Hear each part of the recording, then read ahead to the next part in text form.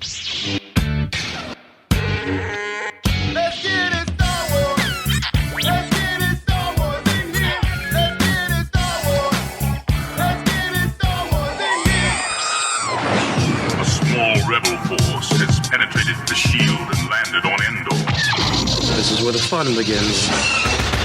A long time ago, in a galaxy far, far away. This is Rebel Force Radio, Your source for the Force. Star Wars news and commentary. With Jason Swank and Jimmy Mack. I've seen Star Wars 500 times. Star Wars #1. This station is now the ultimate power in the universe. I suggest we use it. Now it's time for Rebel Force Radio. We would be honored if you would join us.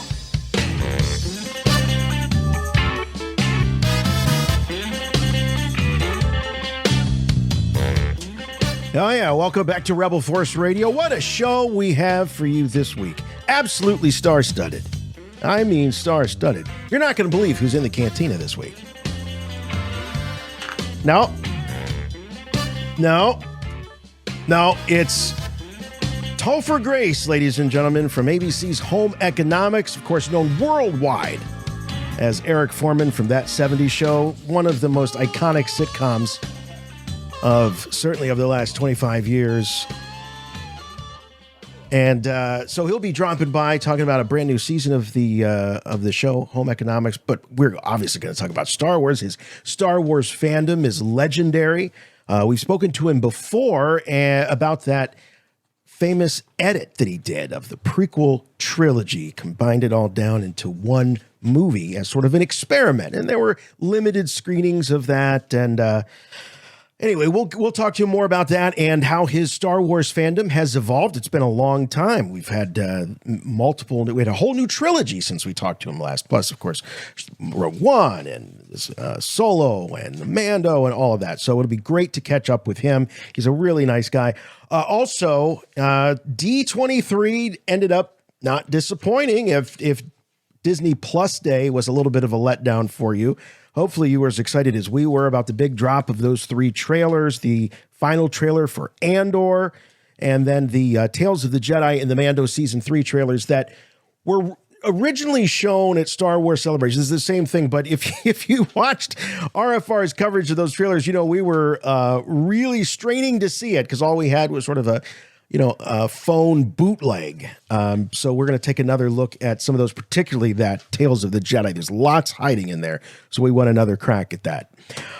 So yeah, you're in the right place if you want to hear and talk about Star Wars. I know one guy who loves to hear and even loves more to talk about Star Wars. And that is, of course, my good friend and yours from Chicago, Jimmy Mack. Hey, Jason. Hey, Star Wars fans. As we experience the calm before the storm that is Andor, I thought it'd be nice to check in with our good buddy Topher Grace this week. It's been a while since we've had Topher on the show. His show on ABC Home Economics is really good. My whole family likes it a lot, and it's good comedy that doesn't really get too dumbed down for it takes its audience seriously and with a little bit of respect. And so that's what I like from comedy. And Topher's such a great actor. He's been in so many great movies over the years. For people that just, obviously when you land a show as big as That 70s Show and you're the, one of the anchors, great ensemble, but, Eric was the leader of the gang. And so you're obviously going to be recognized as that. But when you think about, he's faced off against Spider-Man, he's faced off against multiple Predators in the Predator franchise. And as you say, returning back to TV. One of my favorite movies that he did was a movie he did with Dennis Quaid called In Good Company. Wonderful. It's a fantastic movie about how corporate America kind of chews you up and spits you out, and great film. Scarlett Johansson's in that as well. But he's a fantastic actor, has such a relatability. He's kind of that everyman kind of actor. And but he's also a huge Star Wars fan. We know that. And we have a mutual friend, Kyle Newman. We won't hold that against him. Hopefully he doesn't hold that against us, Oh, no. Definitely not. Yeah, Kyle's a divisive figure, especially among Star Wars fans. Kyle, he doesn't mince words when he's talking about the wars. No, he and Topher go way back. I hung out with Kyle and Topher in LA back in 2013, and we were working on Kyle's documentary, Return of the Jedi. It was the 40th anniversary. Yeah, right. 30th anniversary. Oh my God. That crazy 10 years, man. So, yeah. So we went to the premiere of, it wasn't the premiere. It was just premiere of what? Return of the Jedi. It was just a celebratory screening in Hollywood, and Topher was at that. And then we hung out in a studio and did edits to Kyle's documentary. So I actually got to work on that documentary a little bit, and that was cool. And Topher was there the whole time, and just a real cool, down-to-earth guy. I really enjoy hanging with him, and I'm so happy that he's going to be back on RFR this week. Because like I said, Home Economics, it's a big hit. It's a great show. Season 3 is going to be kicking off next week, Wednesday. Wednesday the 21st. And that will be on ABC or Hulu. You know, they show them on Hulu, or you can watch online or whatever. But it's my pretty kids funny are like, stuff. AB what? CB what? They don't know channels, like we did. It was a big deal. But now it's just you find a show by just typing the name of the show in. Right. Yeah, I guess that's how they do it. Kids today, they don't know what we went through. I tell you, you know what I saw the other day, and it brought back so many memories, is someone put on YouTube the intro to the very first time Star Wars A New Hope was shown on HBO. Oh. And it was February 1983. And Jim, I have talked on this show about how you talk about the machete order, the order that I saw the Star Wars trilogy in. And I always remembered that I saw episode 4 first at my cousin's house on HBO. And then it wasn't, and I always would say, and it wasn't that long later I saw Return of the Jedi in the theater, but I was 6 years old. And so it was a little foggy. Now, after seeing this thing on YouTube, I realized it was February 1983. And then, of course, Jedi came out in May 1983. So I saw A New Hope in February, later in May in the theaters for Jedi. And then when Empire hit Laserdisc, I think that later maybe it was that winter afterwards, then I finally got to see episode 5. Until then, I had to be satisfied with the read-along book. That was my episode 5.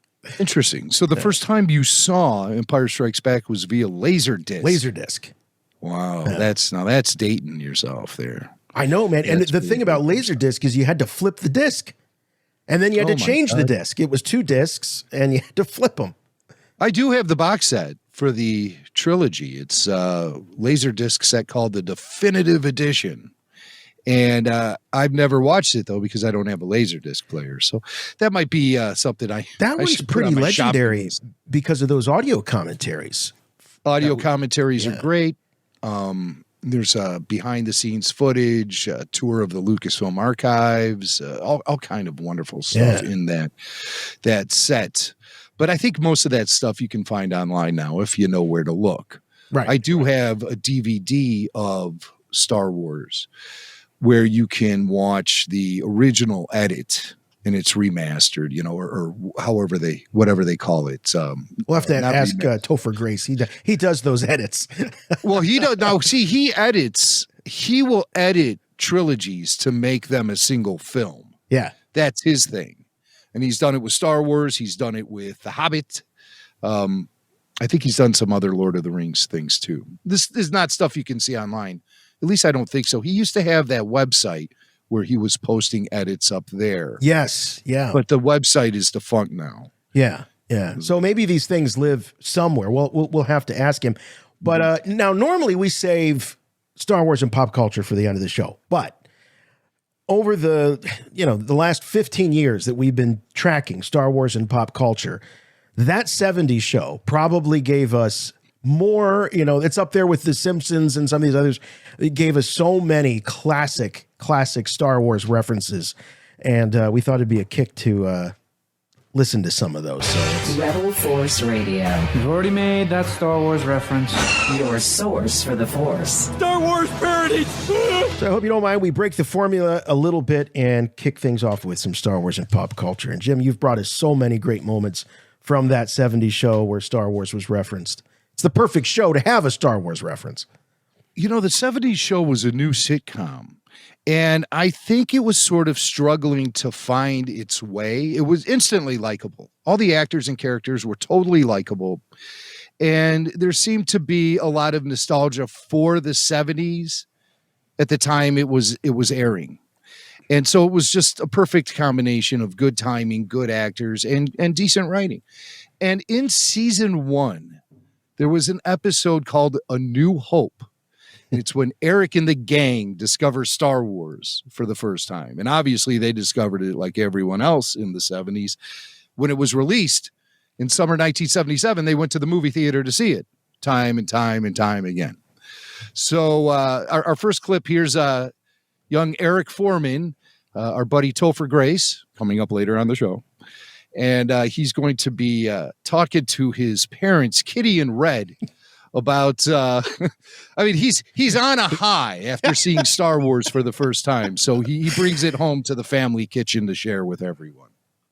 And then they go into this bar, and there are all these space creatures, and then someone makes the mistake of picking on Obi-Wan Kenobi, and then he takes out his lightsaber, and he goes whoosh, and he chops his arm right off, because it's a saber that's made out of light. Well, you know, this doesn't sound like a nice movie. Now, The Way We Were, that's a nice movie. So, Eric, you're going to get yourself some Star Wars pajamas now? Yes. You have to understand, in the 70s, Star Wars pajamas were everywhere. Underoos didn't happen until Empire Strikes Back era. Oh, sorry. So you I'm an expert on the history of Star Wars undergarments. Thank you, MeUndies. Free plug. I remember when that episode, and it's so funny because the gang is all in the car on their way to the movie theater, and they're talking about, seeing Star Wars, and Kelso just can't believe, Ashton Kutcher's character, that it could possibly be as good as the Planet of the Apes. Planet of the Apes. Right. Because at the time, and Paul Bateman, who's a big apey, Paul Bateman's a big fan of the franchise Planet of the Apes. At that time, that was probably the closest thing we had as far as like a sci-fi franchise outside of Star Trek. But Star Trek really wasn't a franchise until after Star Wars came out. Right. Unless you want to count the animated series. True. Which didn't the animated series beat the motion picture to screens? I don't believe so. I don't believe so. Yeah, I think it was. Okay. Yeah. But other franchises, I mean, there were TV shows. There's $6 Million Man was very popular. Space 1999, Logan's Run. But they all just paled in comparison to what Star Wars brought to the table.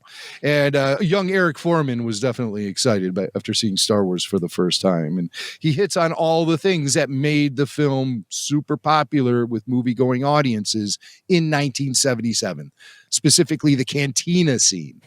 And that's what everyone was talking about after they saw that movie. It was revolutionary to have that sort of situation going on in a movie. It was a Wild West bar fight. Mm-hmm. It was just right out of the Westerns. Mm-hmm. And, for kids growing up, Jim, I would imagine that your dad was probably the kind of guy that would put a Western on TV. Oh, yeah. And so you go through that phase as a kid where you don't like the stuff your parents like, Yeah. So he's putting on the Duke, in some John Wayne in some movie, and young Jimmy Mack is probably not all that interested. But then when you see it done Star Wars style as a kid, then all of a sudden it's like, no, this is cool. This is cool all of a sudden. Yeah, and it rang a bell. It was a familiar presentation of the unfamiliar. And that's what I think people really enjoyed about the cantina sequence. So Eric's all jacked up. His buddies are all excited too. Kelso, he can't get enough of the movie. So here's Kelso, and his girl, Mina Kunis, Jackie.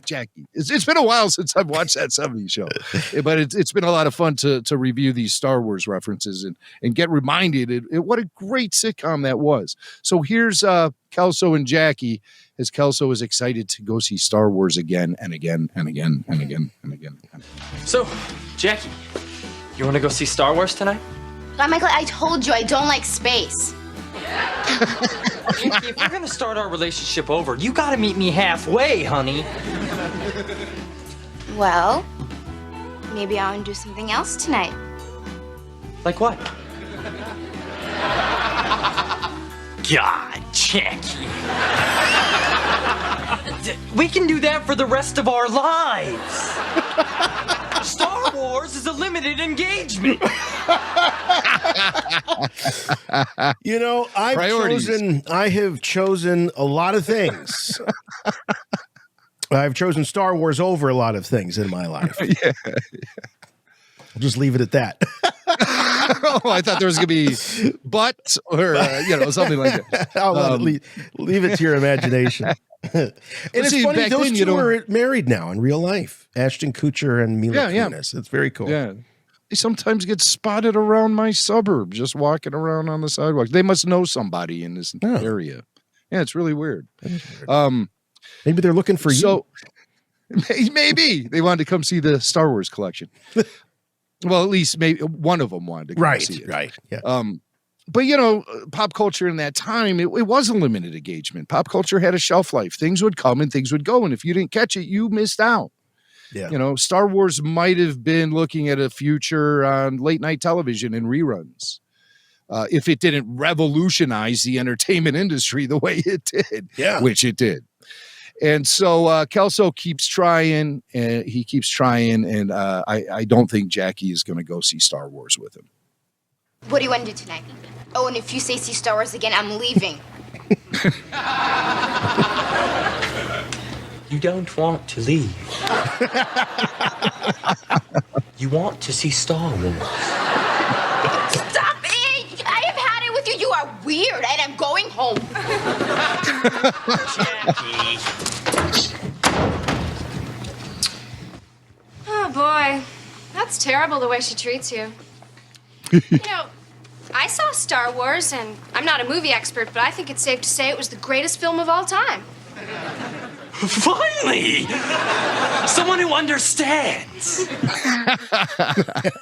He's found his people. Yes. And she only wants Kelso just to spite Jackie. I think that's about it. Yeah. So she'll use anything in her repertoire. But there's Kelso trying to use the Jedi mind trick. Yeah. And failing miserably. Yeah. Failing at the Obi-Wan Kenobi impression as well, I think. I don't know. He's like, you want to see Star Wars? It's like, what are you doing? A Keith Moon voice there? I'm not hearing Obi-Wan Sir Alec, huh? Yeah, not at all. Not at all. All right, so we have another clip here. Do you think Sir Alec would have told Kelso, never, ever see Star Wars again? He would definitely see Star Shells of Madness. No doubt. Yeah, especially after he turns down Mila Kunis. So, yeah. Wow. Okay, so Eric has a Star Wars dream, and here's a little bit of that. Honey, it's Darth Vader. Thanks, Mom. You guys just gotta come over the dark side. They have free food. Fez. Oh, what a character. Yeah, Fez. He was a good one. Yeah. And so the dream continues now with Red Foreman, Eric's dad, teaching him the ways of the Jedi, as Obi-Wan Kenobi would do. A Jedi's power lies within his own... Are you even listening to me? What? Yes. You were saying, may the Force be with me? No, I did not. Jedi Knight. Jedi dumbass.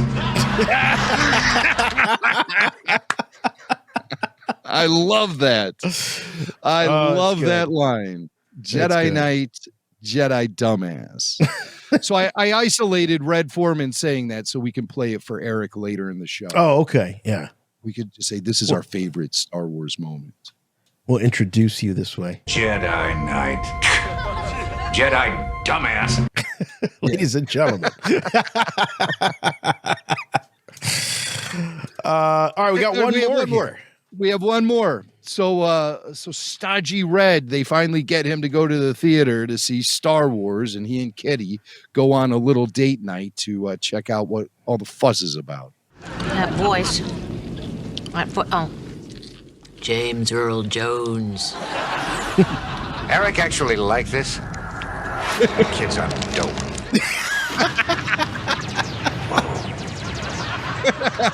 Oh, wait a minute. Red starts to get into it. Yeah. Eric actually like that kid's on dope. And then there's some really cool stuff happening on the screen. And you get a whoa. Irresistible. Even Red Foreman cannot resist the power of Star Wars. Now, what Red needs to do is deliver the message that your dad did after you and Billy were so amped about Star Wars. Now, you boys know that this isn't real. This can't happen, right? You guys know, right? This could never happen. And I know when he said that to us, he wasn't kidding. It was a 50-50 thing. Like, what are they going to say next? He's Jedi dumbass. I mean, I guess that's what dads were like in the 70s, Yeah, they didn't want you to be, well, they were like, you know what? The dads were like Uncle Owen. They didn't want you going off on some, half-brained scheme, adventure, following some crazy old wizard. That's a damn fool idealistic crusade. Or if you want to do the Kelso version of it. You want to see Star Wars. Okay. Not a good Ben Kenobi voice. No. But so, and there were lots of references to Star Wars on that 70s show over the years, but those are my favorite ones. Yeah. And so maybe we could convince Topher when he gets on the show that his new show, Home Economics, deserves some pop culture treatment, because as I looked through, did some research today, I couldn't find any. So we need to fix that. And this show takes place in modern times, so maybe the characters could be watching an episode of The Mandalorian. I mean, let's get a Baby Yoda reference in there. Right. Now you're talking. All right, let's check out the news. We got some news coming out of D23, so let's see what that's all about. Do it. I have good news for you, my lord. That's good news. Come closer, I have good news. All right, I remember saying last week that I thought the Disney Plus Day, at least for Star Wars, was kind of a bust. There really wasn't much. It was great to see the Ewan McGregor, the documentary featuring Ewan McGregor about the making of the Obi-Wan Kenobi series. That's a great time. That's time well spent watching that. But beyond that, there really wasn't a whole lot. But throughout the weekend, as the D23 convention unfolded, we did get to see those things that we all sort of thought were going to drop. We all thought that we would get the a public release of the Tales of the Jedi trailer and the Mando Season 3 trailer that were shown months before, back in May, at Star Wars Celebration. I didn't really think that there would be, I feel like, Jim, we had seen so much Andor, I didn't think that there would be a final trailer. That wasn't really on my radar. Yeah, that surprised me too. It did surprise me too. Using some of the similar footage we've already seen, and then spiced up with little glimpses of newer things and stuff. But I'm at Andor overload. I cannot hype this thing anymore. All right, I cannot. You're done with the hype. You just want to see it. The show is next week. And so we'll be here with a live after show on Wednesday night. We'll be talking about those first 3 episodes. But at this point, I don't see any need to keep talking Andor. Now, are you not going to watch anything?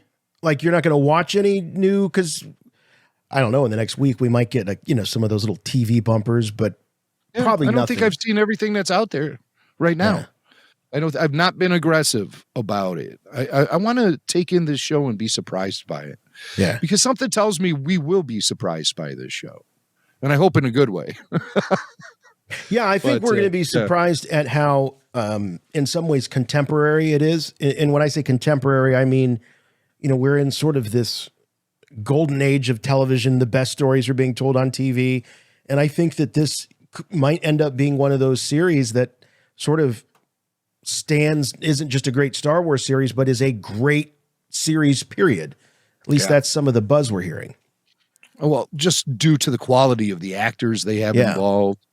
And everything I've seen so far feels more cinematic than television.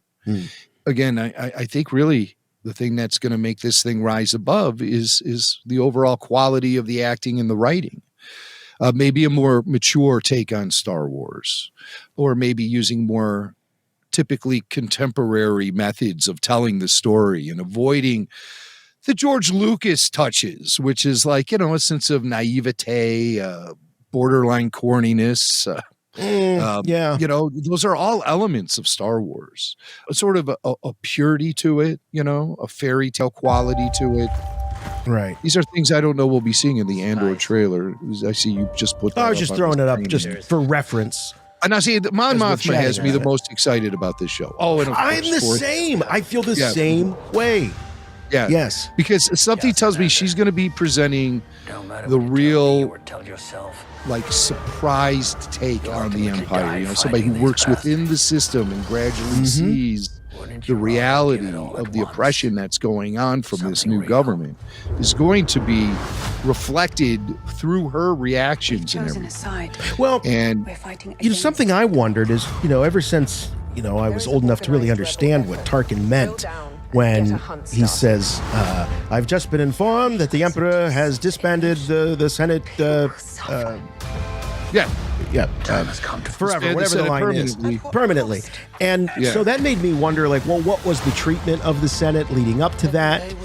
What were the senators going through? How was Palpatine manipulating the Senate? So I'm very curious about that aspect of things. We know from the prologue of the novelization that Palpatine was a bit of a hermit in a way. He hadn't been seen in public for such a long time. Reclusive. And so I'm just dying to know what that looked like from the Senate's perspective. And, is Palpatine, how is he at the same time the leader of this empire, for lack of a better words, I guess the face of it in some ways, and yet still maintain being a recluse, So I think there's a lot of really cool elements to that. He hides behind the bureaucrats, and so you're going to see the ones which he favors, and they carry out everything for him while he stays behind locked doors and most likely focuses on Sith arts and things like that, That's what I always imagine. Why do I always picture Palpatine over this cauldron with steaming bubbles and everything? And, I'm going to conjure up a Sith spell on the galaxy. It's not that clear cut, though. I mean, that's more. He's not sitting there, like having photo ops as he's signing bills in the legislature, and handing out pens, to the HoloNet news reporters. That's not happening under Palpatine's regime.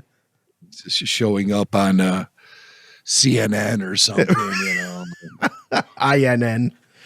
Imperial News Network. Something like that. Yeah, he wasn't all about that. He let all the actual politicians deal with that. Something tells me there's an expanded universe book somewhere where there's a news network called INN. It's got to be.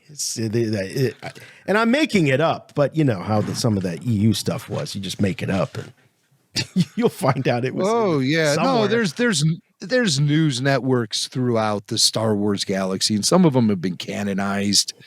I remember in their briefest attempts of creating a podcast, Lucasfilm wanted to make an official Star Wars podcast, and they had within it a news segment, if I remember correctly, where you had some kind of it was like in universe, wasn't it? It's like Coruscant News or something like that, or HoloNet News, maybe something like that. I remember the boys in Columbus back in the earliest days of podcasts. They had a show called Imperial HoloNet News. Yeah, IHN. Yeah, IHN. Yeah, those guys were fun. Yeah. I don't know whatever happened to them, but that's the best I can do as far as like. There's been these news networks, and I just hate it. I just hate it when Star Wars does that and makes it so earthbound. Yeah. Where they have to have press and media and stuff. They're sticking microphones in front of Darth Vader, wanting to get his comments on things. Oh, it's cringy. It's just so that is bad. That's really bad. The novels do a lot of that stuff. Yes. Over the years, they've had news reporters and stuff. And the second it happens, I don't like it. So that was the Andor trailer. There's probably a lot. I'm kind of with you, Jim. That's like I've seen enough of the trailers and all that. And largely because they seem to be, cherry picking scenes out of maybe the first couple of episodes. Yeah. It feels the same like stuff. Yeah, it is the same little stuff. glimpses of the same stuff over and over again. I'm like, let's just get this show on the road. And next week. Yeah, the Mando trailer. Now that was we'd reviewed this one, but the video quality we were dealing with. What's a little on the disappointing side with this one is God, it was terrible. There was a lot of it's a lot of rehash, a lot of footage of episodes we've already seen. So it serves as almost a recap. There's some new and exciting stuff, but it's not. There's not a whole lot of plot that they're establishing with this teaser. Truly is a teaser. Well, I think there is a certain amount of plot that's getting established, most notably the fact that he has been outcasts from his Mandalorian group, the tribe that he ran with. Yep. And so he is on a quest to fix that. He needs to remedy the situation. And I think Bo-Katan is going to be standing in his way.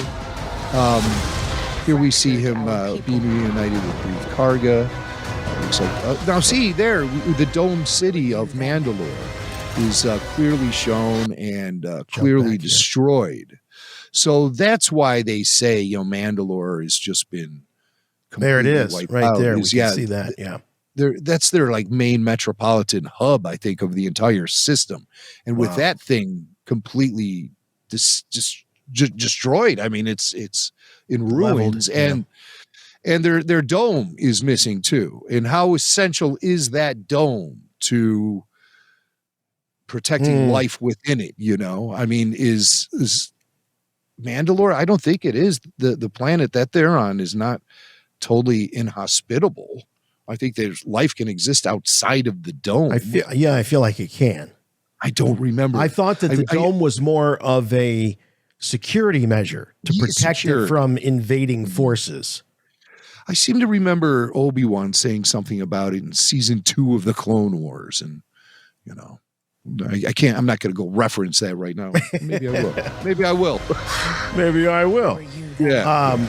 Now Bo-Katan calls the sect of Mandalorians that Din Djarin is a part of a cult, I think she refers to it.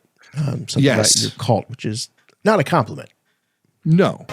And it also indicates that the majority of Mandalorians that are still in existence, the warriors, they exist without their helmets on and they're fine with it. Right. So yeah, it seems like Din is from a very, he had a very sheltered upbringing, let's just say. And within a cult, Did you think these so-called cults or whatever, there are these fringe communities that have little contact with the outside world. And you see Din Djarin having plenty of contact with the outside world. But maybe it's more of like, I don't want to say Amish. I know what you mean. To say Amish. Yeah. There's I don't know, maybe more of a primitive way. It's like the difference between Orthodox and contemporary. Yeah. But to those on the inside, they look at it as a cult because, that's probably a very small. One man's religion is another man's cult, I think. There we go. Depends on your point of view. I did have to pause here at a little I don't think this is the actual Babu Frik, but he's a Frick. Could it? I mean, it looks a lot like him. It looks like he's wearing the exact same thing. He's got the goggles on the head. He has the facial hair. He has the little whatever this is under helmet thing. He's topless. This would be probably look at him. Yeah, he is topless. Yeah. Did you ever notice that? I never did. No, I didn't look at him that closely. Babu has no nipples. I'd like to point out. Wow. Okay, maybe it's just the males have no nipples. Why do we have them? They serve no purpose. The female, the Babu Friks. Babu Frik's people are far more advanced than we are. His civilization is they've evolved. The males have lost lost the nips. If that is the Babu Frik, then that would be probably one of the most overt sequel trilogy references that we have seen in one of these live action series. Yeah, thus far. Yeah, thus far. See, I was going to counter that and say, Death Troopers, but no, Death Troopers are not prequel or sequel era. They're Disney era. Yes, and sometimes I get confused with that. But we have seen the Death Troopers. Have we seen any elements of the sequel trilogy anywhere in The Mandalorian? Just other than hints that we may be learning about what Palpatine and his cult were up to with cloning and all that. Mm-hmm. There's been strong hints in that. There's been strong hints of that in the Kenobi series. But yeah, an actual character crossing over. This is the first. This is the most sequel we've gotten with The Mandalorian or any of the series. And Babu Frik was so popular, for a movie as derided as Rise of Skywalker, a lot of people do agree that Babu Frik was a hit and enjoyable, and he has that sense of goofy Star Wars, Yes, that I was talking about earlier, the sort of tone of Star Wars. He fits into that really nicely, I think. Right, and it's as you were talking earlier about the type of comedy, that doesn't play down to the audience. He's just a funny little character. He's not he's going for laughs, but it's not that sort of juvenile. He's not farting all over the place and doing some of that stuff. He's just this whimsical character that shows up, and he's known as this great, incredible, skilled mechanic on droids, and then you meet him and he's that, he's 5 inches tall or whatever. But he does serve a purpose to the story. He does serve a purpose. There's Baby Yoda looking at some fireworks. Checking out the fireworks. So there's some sort of celebration going on. And that's when my kids were like, oh. That's the awe moment. Now, I was speculating Mando was knocked out there in that last shot in the cockpit because his head looks sort of slouched over, but he does look like he's holding onto Grogu. So he does. We'll find out when that show comes back, which I am thinking it'll be February. February was rumored to be the month, but that they went from I think at one point there was something official that said February 2023. And by official, it could have been a licensee. It could have been something on Disney Plus. And now this trailer just says 2023. So they're not committing to when.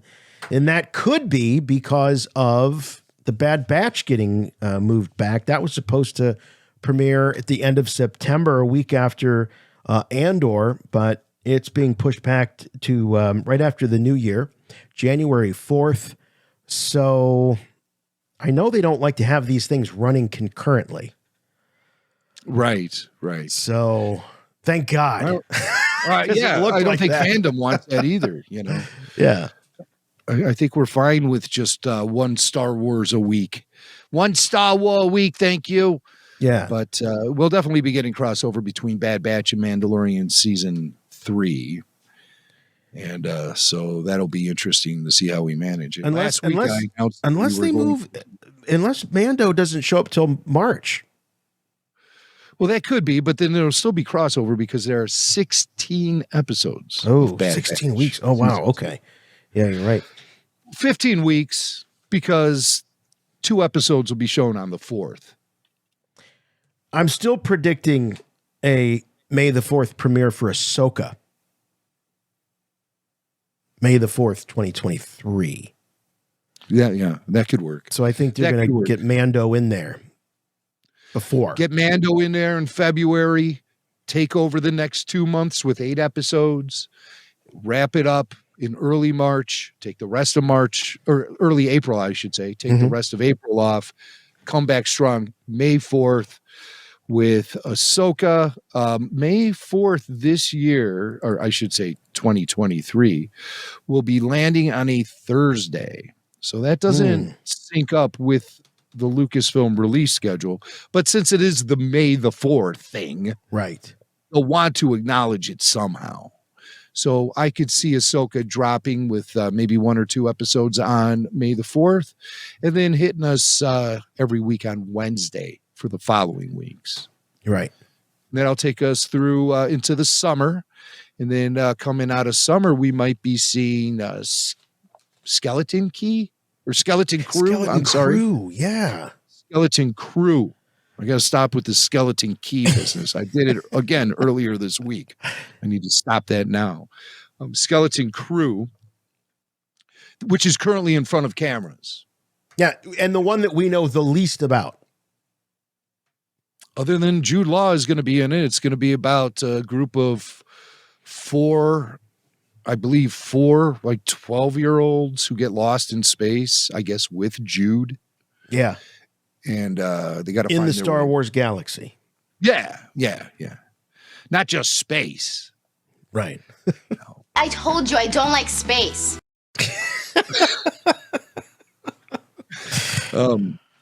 So yeah, and then also the Acolyte is happening. That's right. Now sets are being built in England for that one. So it's interesting. They build sets in England and shoot on sets. And when they shoot Mandalorian out here in the States, it's typically overseen by Jon Favreau, and it's shot within the volume. Yeah. Out in Long Beach. So that's kind of interesting that they have these 2 vastly different styles of production in 2 vastly different countries.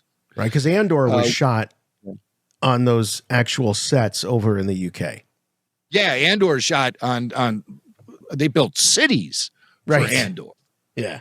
When I hear some of these actors talk about their experience on the set in Andor, they would say they would be outside a building, and through the window you could see in the building there's a kitchen, and when you walk into the door you'll see a kitchen there, and then you lift up the lid on the pot and there's some weird thing in there cooking. They're like, this place is nuts.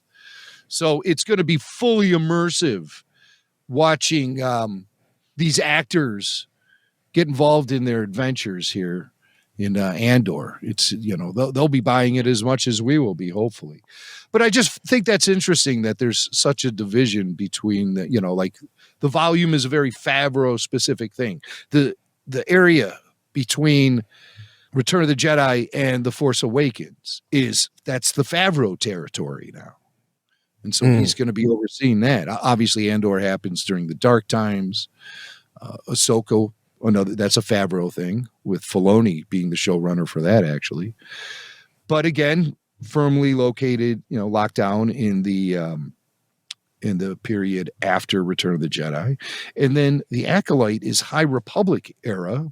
So that's being shot out in England with practical sets. Yeah. Yeah, I think it's interesting. It is. It is. And we will note the differences between the 2 productions.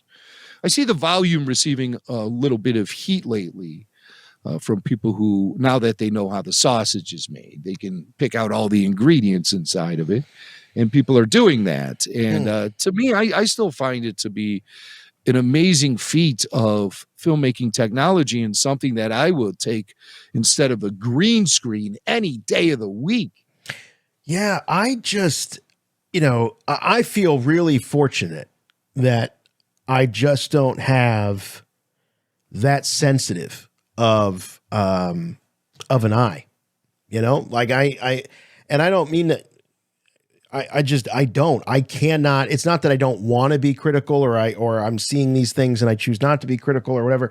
I just don't see it. I get so involved in the story and in the characters. I cannot watch entertainment that way. You lose yourself in the show. I really do. I really do. And that's what entertainment is supposed to do for you. If you're sitting there being an armchair quarterback the whole time, you are going to be experiencing a much less fulfilling and satisfying viewing. And that goes with anything, you know? Yeah. And I know, like Wendy will get critical on me when she's watching a show, and I'll just be like, oh, yeah, you know, you could practically see the wires on that or something, you know, just something. Some kind of snooty technical comment that I make, because everyone knows that I'm such a successful filmmaker and I know everything about making films. And she'll be like, why do you even care about that? I just like watching the show. I don't even think about stuff like that, she says to me. And I'm like, well, you know what? You're being a more accomplished and better viewer than I am, because you actually let the entertainment do what it's supposed to do. I don't know, Jim. You've watched enough behind the scenes making of stuff that I think you do qualify as I think you've got the education of a filmmaker, you know? It's like I might, but you might give yourself that label. It's like you watch enough war movies, you can become a war movie veteran. Yeah, or a war veteran even, you know. Yeah, get yourself the medals and you're kind of talk about, you're doing like stolen valor as a filmmaker. Believe me, I've watched those ILM documentaries. I know how to make movies.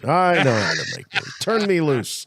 It takes more than just knowledge. It takes a bit of skill and talent. Yeah, that helps. Hey, you want to look at this Tales of the Jedi? We can take a look at that. So this is the one. Yes, this also was shown at Star Wars Celebration, but it's also the one that I think we kind of had the crappiest copy of, and so we'd like another shot at this because there is a lot going on in this trailer. So we'll go ahead and everywhere there is life, but you must face death. Now, see right there, that was an animated version of Padme's funeral. Surprises me to see that. Look at that. I'm assuming that's Padme's funeral. Sure looks like it. It does look like it. And I'm wondering if this will be from Ahsoka's perspective. Did Ahsoka somehow make it to Padme's funeral? Maybe hidden in the crowd, up, in a building somewhere overlooking. Because if this series is about Dooku and Ahsoka, it's not explicitly about Anakin, though he shows up. I can't imagine them giving time for an Anakin flashback, but an Ahsoka flashback or an Ahsoka moment at Padme's funeral makes sense. Yeah. Well, it looks great. That's some great animation. And it certainly is representative of what we saw on screen in Revenge of the Sith. Here's a young Dooku. Dooku. Baby Ahsoka having an experience with some fanged wildlife, and she is able to calm the beast, and so everyone knows that she's a Jedi. The old village elders are proclaiming Ahsoka as a Jedi. Yeah, it's kind of got a Rafiki and Lion King sort of vibe to me, A little bit, Rafiki was the medicine man. Now, this is a skill that we see Ezra have with beasts. And we also see Rey in the sequel trilogy have with beasts. Kind of goes back to the old expanded universe. Jason Solo, Han Solo's son, was training at the Jedi Temple, and one of his skills was the ability to connect with wildlife and animals. An animal whisperer. The best way I can protect you. There's Matt Lanter doing the voice of Anakin Skywalker. He's training Ahsoka in the Jedi Temple. Get a young Dooku, I believe that would be Qui-Gon standing behind Dooku. Dooku. Oh, yeah, over his shoulder there, you can see him. Corey Burton back as the voice of Count Dooku. And there's young They really Qui-Gon. nailed that young Qui-Gon here. Well, you know who it is right away. Absolutely, you do. It helps that Liam Neeson has that big ass nose, because it really, I mean, you know, that's all you need. Right. And the way the eyes are set and all of that. Yeah. Yes, the brow constantly furrowed, if you will, in a state of concern. Right. And so it looks like they're standing with some villagers. Villagers are taking arms, and the Jedi are on one side. And who is on the other side? Oh, these blue, these blue uniformed soldiers with another soldier. He looks like he's right out of World War I, maybe. Yeah, it looks like a German soldier from World War I with one of those big helmets. Master, stop! And so Dooku now is going to use the dark side then to take care of these armed soldiers who have approached the village. And Qui-Gon steps in, tries to get him to stop, and Count Dooku pushes him back with the Force. Very aggressive move. Victory, my Padawan.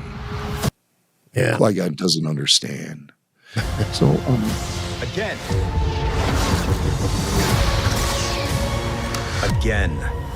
Anakin more training really, is Ahsoka. Yeah. So, Really I mean, riding maybe Ahsoka we'll see there. maybe we'll see some parallels here between the two stories of Dooku and Ahsoka, and how the dark side is corrupting them while they're still Jedi. And we're seeing examples of that unfold. Right. Dooku on the warfield with his village. Standing down. Mace Windu telling Dooku to stand down, and that's Bail Organa. I'm tired of fighting. I've been warning them about the coming darkness. Dooku senses dark side stuff. Okay, now this is an interesting character. It looks very Scythian, obviously. Oh, yes. He has the twin-bladed sabers of the Inquisitors. And I believe the subtitles will refer to this character as an Inquisitor, which is weird because the Empire is not around at this time. And the Inquisitors we know about have always been connected to the Empire. This guy is just a random Sith Inquisitor, which really kind of opens up the playing field for all sort of dark side guys to be hanging around prequel era or even High Republic era.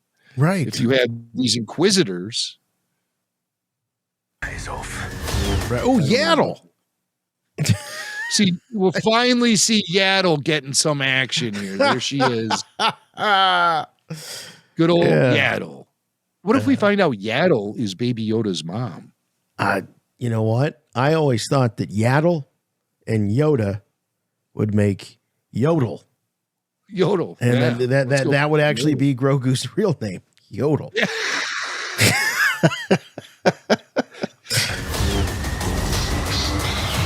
We might see the way what happens to her. Rapid fire action sequences that really tell a lot. Inquisitor, there it is. Yeah. Inquisitor having a showdown with Ahsoka. And really who might you be? Inquisitor with a beak and some sort of mask. Tales of the Jedi. So this is coming October 26th. All shorts will be released on the 26th. Yeah. So that's going to be a busy week. I'm trying to pull up my calendar now. That's what we do here, folks. We have to look at it through that lens. All right, how many nights am I available that week? Right. The new Andor will be dropping on the 26th as well, one would assume. And that's right in the middle of the Andor season, too. And then we'll have all these shorts. Yeah. So we'll probably present our review of these shorts on the weekly RFR that week and maintain our Andor after show. Yeah. Do that one live. I like that. Yeah. So we'll probably dedicate the bulk of the regular weekly show to looking at these Tales of the Jedi shorts. Yeah. And then that way everyone will have time to see it too. Yeah, right. We're yapping about it. About Yaddle here on Rebel Force Radio. Oh, it's going to be those great. are very exciting. Very much looking forward to that. Also looking forward to the Bad Batch. Kind of disappointed to hear it's been pushed back to early 2023. But with all this other stuff happening, also a little bit relieved. But I'm really interested to see the continuation of the story of Clone Force 99. And I've started rewatching season 1. Mm-hmm. So I got more time for the rewatch than I thought I did. The pressure's off there a little bit, but the way I watch things, and I'll need a whole year for the rewatch anyway. So, but those are the biggest bits of Star Wars information to come out of D23. No news about Star Wars projects that'll eventually get canceled. Definitely no news revealed about Taika Waititi's Star Wars film, which no big screen news at all. We were told in extremely optimistic reports that the Taika film would be taking that December 2023 slot, which was originally supposed to go to Rogue Squadron, but that thing blew up because Michelle Rejwan and Patty Jenkins can't get along. Boy, if I had to choose between Patty and Michelle, I'd be like, beat it, Michelle, but that's just me. She appears to be, Kathleen Kennedy's right-hand man, Michelle Rejwan. So she's, but I don't know. She doesn't have the resume that Patty Jenkins has. And other things to get blown up recently from Lucasfilm, even outside of Star Wars, includes Children of Blood and Stone, which was a situation where the author of that book couldn't work with the Lucasfilm production group. And so she bolted. I hadn't heard about that. I think she took her project to another distributor. Thankfully, there were no announcements at D23 from Kathy Kennedy that she just eventually have to walk back. And I find that to be refreshing. Let's keep our eyes on the prize of things that are coming up right in front of us. Tales of the Jedi, Andor, Mando Season 3, Ahsoka, and then Skeleton Crew, and the Acolyte. I mean, there's a lot already coming at us. So I don't think we need to be piling on with more things that'll just eventually end up in the scrap heap to begin with. So I'm thankful that they were able to show some resistance, if you will, to making those premature announcements that just disappoint the fans when they don't happen, and makes Lucasfilm look like they don't know what they're doing, and Disney. And so it's much better this way. Yeah. I don't know how many times they need to be burned by, announcing a release date when they don't even have a movie. They don't have a project. They don't have a script. It's crazy. All they want is the real estate of having that date on the calendar and in the, larger release schedule of all the other big tentpole releases and all the studios vying for attention, at the theaters. You would think that that's lessened. There's fewer and fewer, I feel like, big movies being released than there were just a couple of years ago, certainly pre-COVID. Absolutely. Yeah. Absolutely. And I mean, what big movies get released anyway nowadays? Everything's a Marvel movie or a superhero flick or attached to some big franchise. I mean, It was nice to see Top Gun be so successful this summer, but I mean, then again, it's just another sequel, I just fear that we're in this kind of cycle where we're not going to see anything original anymore. And that bums me out, man. That really bums me out. It's really expensive and risky to be original. That's what they're told. I'm not saying that's an excuse or the right excuse, but that is what they're saying. And I've heard more than one movie fan say that they are a little burnt out on superhero movies. Yeah. I'm one of them, pal. I'm one of them. It's been a long time. It's been what? Since 2008. Yeah. If you think when Iron Man is really the film that brought the superhero back into vogue, and that was 2008. Yeah. Yeah. We're going on 15 And just years. before that, it was the Christopher Nolan Batman films. And those were true. Big, and those were epic. Those were big. Yeah. Yeah. So right, we're in this cycle. Yeah. Let's check out listener mail. How about that? Let's do it. You must contact me. Play back the entire message. What message? Message after the message. The Emperor commands you to make contact with him. It's a trick. Send no reply.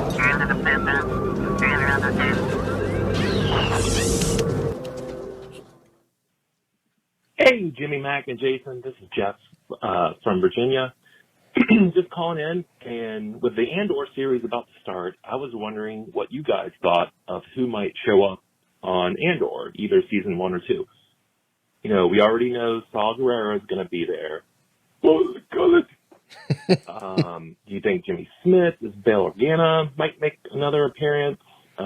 Maybe someone from the Rebels crew, maybe Hera. You know, what about Ahsoka as Fulcrum? What else?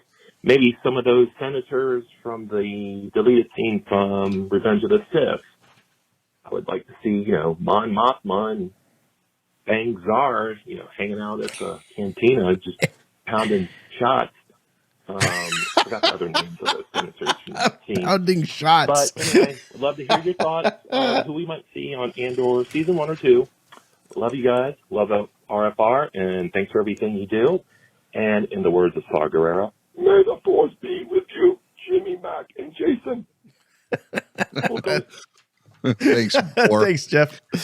Well, he gave a lot of really good ideas. You know, you do have. He mentioned Jimmy Smith as Bail Organa. I think that's a must. We got to see that because he's a very close confidant of Mon Mothma. Fang Czar, that would be cool. That'd be some great continuity. I know. The Fang Czar actor's way too busy now. I would think he's not going to come back to lower his standards and return to Star Wars to do. That might be the Taika Waititi's. You know, it might be Fang Czar, a Star Wars story. That might be his project. For those who don't know, every little character in Star Wars, you could see Fang Czar. He's this older senator, and he's featured in the outtakes for Revenge of the Sith. And he's sitting there, and he has this big gray beard that he strokes pensively. He was part of the petition of 2000 that Padme had organized to present a bunch of complaints to Palpatine about the way he's transformed the Republic into an empire and stuff. So we got Fang up here on the screen. This is Fang Czar. I love him. Yeah, no, he's got quite a mug. He's got there. Played by actor Warren Owens, who we're not going to be able to get back because Warren unfortunately passed away in 2009. I was afraid you were going to say that. Yeah, so Fang Czar ain't going to go far with Andor. unless they recreate the character, which could happen just to maintain that sort of visual consistency. They did it with General Dodonna in Rogue One, so maybe he'll be back. Maybe some Rogue One actors will come back and recreate their roles. Like, well, who would make sense there? Certainly not any of the, you know, I don't think we're going to be seeing Baze or Chirrut. That you gotta save that moment for when they all meet for Rogue One. You can't have them be, oh, I remember you. You know. And it's hard to point at these rebels who might be in play like General Dodonna because this is early in Cassian Andor's career. At first, he's just like, a vigilante sort of terrorist, whatever you want to call him. Just causing problems for the government. And then he moves from that pettiness into the organized rebellion against the Empire. But that won't really be unfolding, I don't think, until the end of season 1. And in that case, then we might see some familiar rebels. Like I would love to see Biggs. I would love to see Porkins. I would love to see Red Leader. The whole gang. Yeah. Even give me a Wedge Antilles for crying out loud. Right. But now we did see the origin of Wedge Antilles in Rebels, so we know. But he was already an established rebel at that point, wasn't he? No, he was a pilot, Imperial Empire. Pilot. Imperial pilot. That's right. And he defected. But he was still quite young. They were rescuing these defecting pilots in that episode, right? Okay, boy, it's been a while. Right. So we may see elements of some of these characters show up, but I don't know. I think especially early on in season 1, it's going to be all every character is going to be new outside of Andor, of course, and maybe a Saw Gerrera and Mon Mothma. Bail Organa. I think he'll definitely show up. I can't see how you do this without Bail Organa. It just seems impossible to me to pull off. Everyone was excited that a guy named Melvi or Melfin or Melvi or something, he's going to be in it. And this guy was a blink of and you miss him character from Rogue One. Oh, Melvi. Is that his name? Melvi? I don't know. I have no idea who you're talking about. Well, see, that's because he's barely in Rogue One. But I saw some hardcore Rogue One fans being pretty excited that he was spotted on the set. And when I saw Rogue One in IMAX a few weeks ago, I do remember maybe it was Diego Luna who picked up a CB or whatever and was like, yeah, Melvi, we got to do this, that, and whatever else. Right, I was like, who is Melvi? I'll throw one out there. They already have a lot of the CG work done. What if we get a Tarkin? What if we show Tarkin at one of these banquets? He talks a bit in the New Hope about the regional governors maintaining the control. And he was once a governor, and it's likely that he's still pulling some of those strings. So why not at one of these fancy events that we've seen clips of Mon Mothma attending? Could you see a Grand Moff Tarkin in his dress blues? That would only make sense to me. But we do have Tony Gilroy going on record saying there's not going to be any sort of fan service like that. And, you're not going to run into like Chewbacca's uncle or anything well, like that. see, that's fan service. That. Right. But would a Tarkin, given his position in the Empire at that time, would he make sense? It's hard to know without what the story is they're going to be telling, but I would throw Tarkin's name out there as a possibility. Oh, yeah, sure, yeah. Mel, hold on. I found our guy. You found the MILF? Melshi, ladies and gentlemen. Sergeant Melshi from, I know. Everyone is just jumping out of their skin with excitement that Sergeant Melshi is going to be back. But apparently the actor who plays Melshi, and Melshi, Duncan Powell is his name. Oh, okay. Cool. Duncan Powell. Now that I see it, did they make a Funko Pop of this guy? I have no idea. I'm getting like flashes of a Funko Pop. Or maybe it was just a rebel soldier that kind of looked like this guy, but now we're looking at him, Melshi, Sergeant Melshi. So yeah, he's barely in Rogue One. He gets shot outside of that bunker, I believe, on Scarif. And yes, and he definitely not force sensitive. That's for sure. And I'm looking at Melshi's Wikipedia entry, and it's much longer than you could possibly imagine. But that's Star Wars for you. Is Melshi the character or the actor? No, he's Duncan Powell. Duncan Powell is the actor. All right. I thought so. Melshi is a guy during Rogue One who is hiding behind like a crate trying to avoid blaster fire outside of the bunker on Scarif, and he was on the comlink talking to Andor.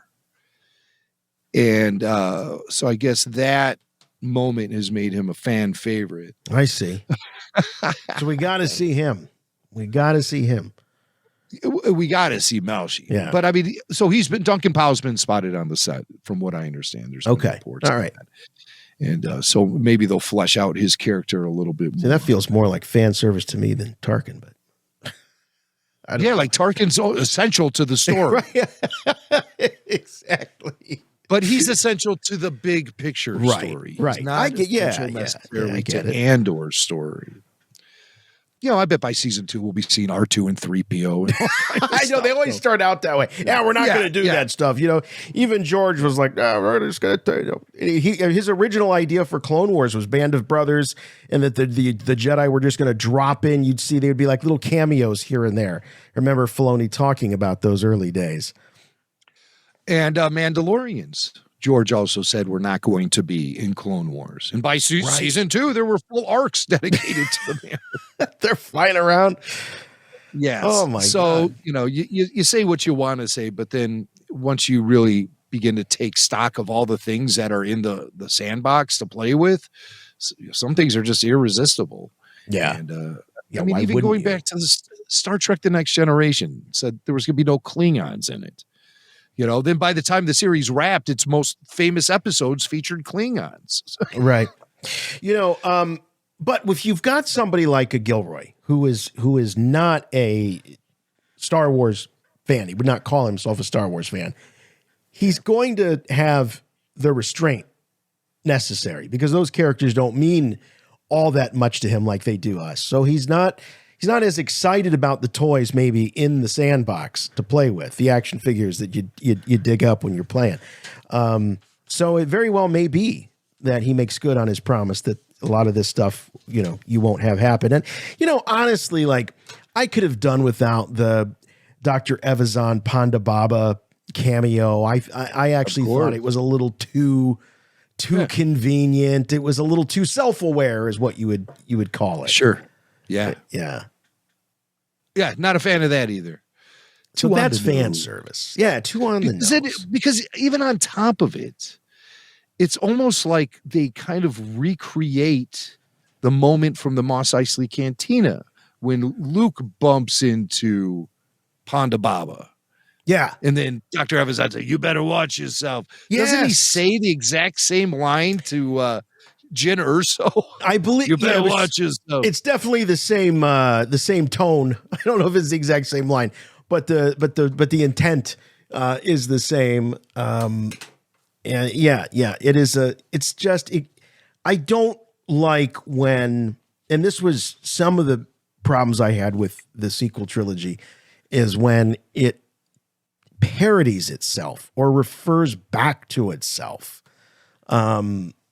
as if you're they're on the outside looking in as opposed to, on the inside. Oh, I think we've got our special guest here. Topher Grace? Can it be? Star Wars Cantina. Where are you going, Master? For a drink. Sorry about the mess. You will never find a more wretched hive of scum and villainy. We must be cautious.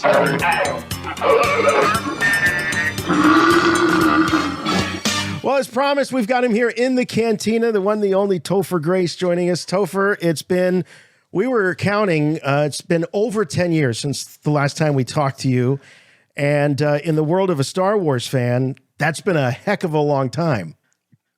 Especially the last 10 years. Yeah. Right. What an amount of, it was like, there was that first trilogy and then a lot of time. And then that next trilogy and then a lot of time. And then now a non-stop faucet. Yeah, it is. I tell you, though, the break between the first trilogy and the second trilogy seemed like several lifetimes. And I think it was just, the ages that we were at that time.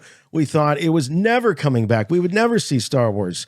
I actually don't know the math on the time. You guys would know. What's the time between the first and second trilogy? How many years? 16 years. And what's the time between the second and third trilogy? 10 years. Yeah, so, not that big a difference, but... Yeah, I guess not, but it didn't feel that long. I was thinking about it because I knew I was about to come nerd out with you guys, and I remember being in middle school, or maybe I went to boarding school, so we had a lot of time to chill with our friends and watch movies and stuff, and I remember thinking, we were reading the novels, and thinking, would they ever make another movie? Would they ever make more product of this? Yeah. What if they made those prequels, and just the fact that it's all come true and now it won't even stop. It's crazy. Right. Yeah. Now you kind of made your mark in Star Wars fandom in a lot of ways, but one way sort of off camera was that you had famously put together. This was sort of a passion project, and from what I remember, is it was a way, you do editing as a way to kind of chill out. It relaxes you. It's something you really enjoy. Let me give you the whole story, because everyone is always asking me. It's great that I only did this one screening, because it's become like it's a legend. I didn't even know that people would talk about it. I think if you invite two bloggers, you invite one blogger, you're fine. If you invite two bloggers, it's like a thing. But I produced my first film and gave bad notes in the editing room. I didn't know as an actor what the editing room was really. You film it. I've been working in film and television for about 15 years at that point, but it was my first time in the editing room, and I thought, like, this is just embarrassing, and it hurt the film, I think. And so I went on eBay and I bought an Avid. And there aren't really any editing tutors, but I kind of like paid an editor to come show me how to use that intimidating rainbow keyboard. And I didn't want to do it. I don't ever want to edit anything I'm in. I just wanted to not be an idiot when I was in the editing room and give good notes. And the first thing I did actually was, I love Star Wars, but it wasn't like a Star Wars project. I just wanted to edit a film, and the film Atonement that Joe Wright did, it does all these different flashbacks, and I had a different opinion of, thought, I could reshuffle that around, and it was good. But my friend watched it and went like, "That's a great 23-minute film." It wasn't enough footage, and so then I thought, okay, what has enough?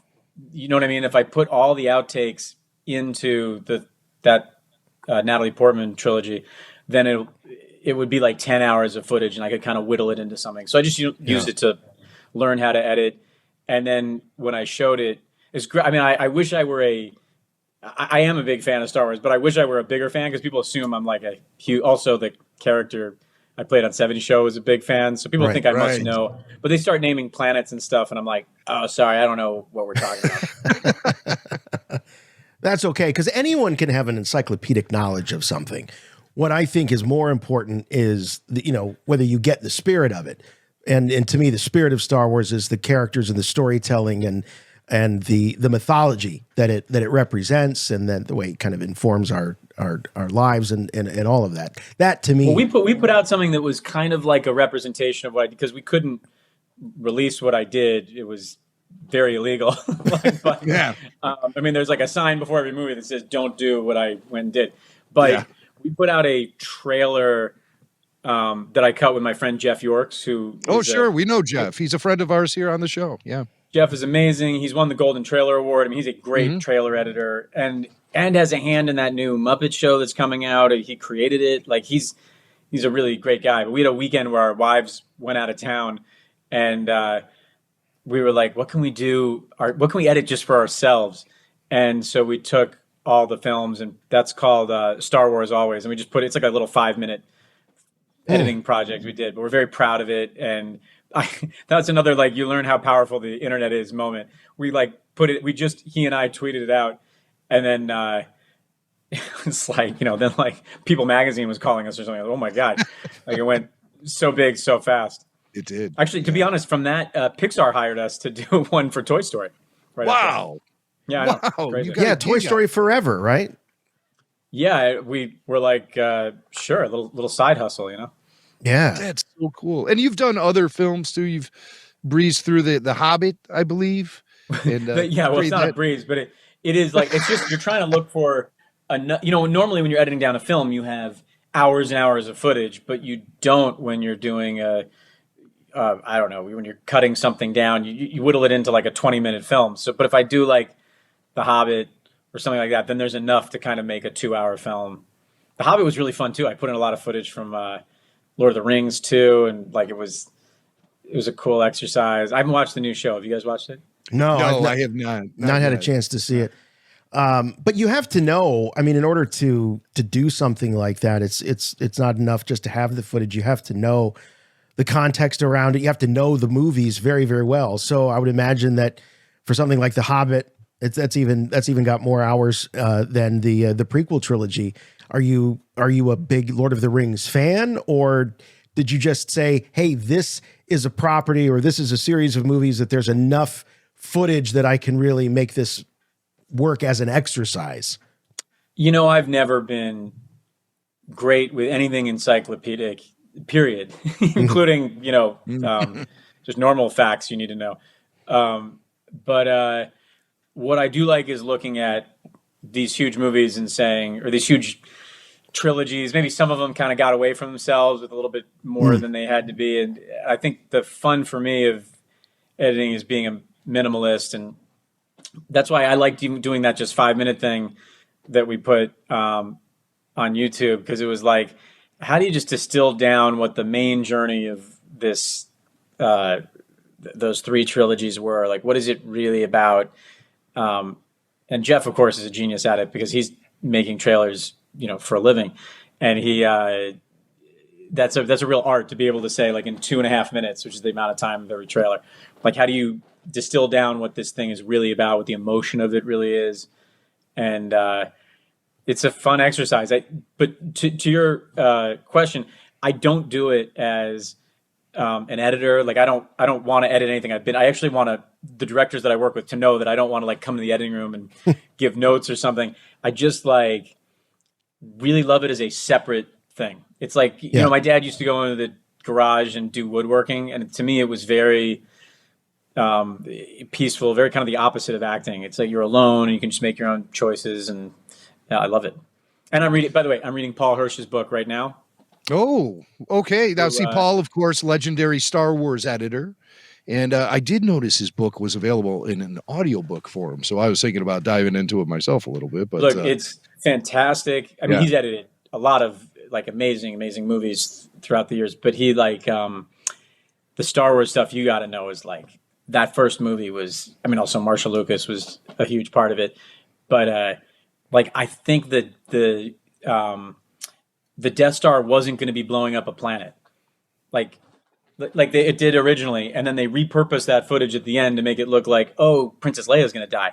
And you go like, if they weren't doing that countdown to, forgive me with the planets, but what's the planet she's on? Alderaan. No, he's talking about Yavin. See, I don't know either. I just have a Star Wars podcast. I have no idea. Yavin base, of course.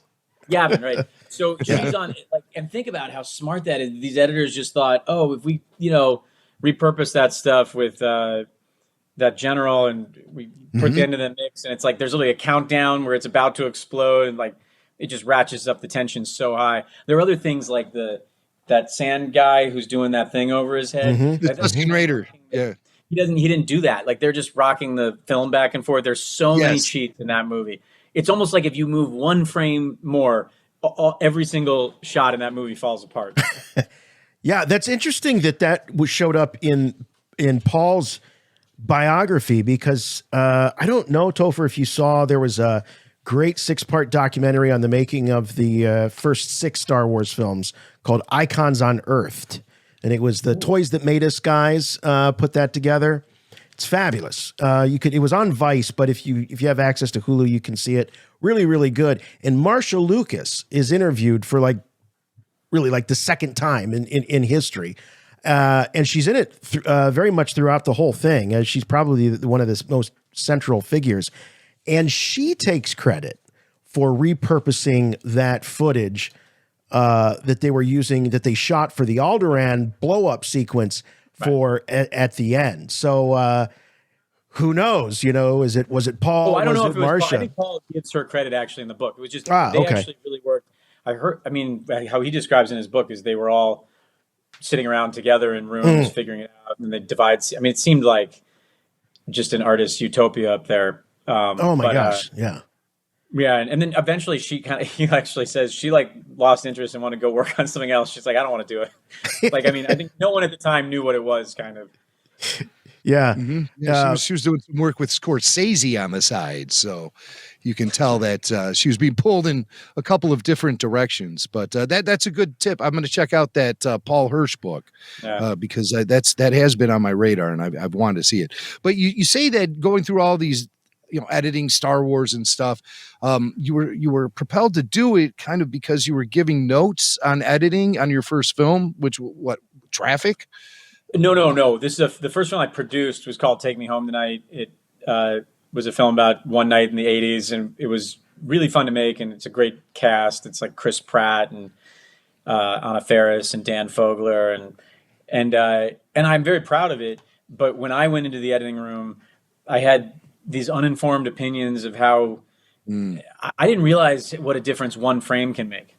And then, when you apply that over, God, some of the opinions I had, I'm just so embarrassed. But live and learn, and now I know, at least when I go into an editing room and I make a suggestion, it's informed, There you go. So I just wanted to make sure that everything came full circle and you got what you needed to out of this whole process of learning. Oh no! Now when I the other thing is, it used to be editors would kind of say, "No, you can't do that because of X, Y, Z." And now I do have the ability to say, "No, you can." Basically, split the screen and we'll speed ramp this side and whatever. Do you ever think about things like that when you're acting, or is it just looking at the camera or being maybe a little bit on home economics? I understand. Yeah, because I'm a producer on that. I understand you're sometimes a producer. what we're doing.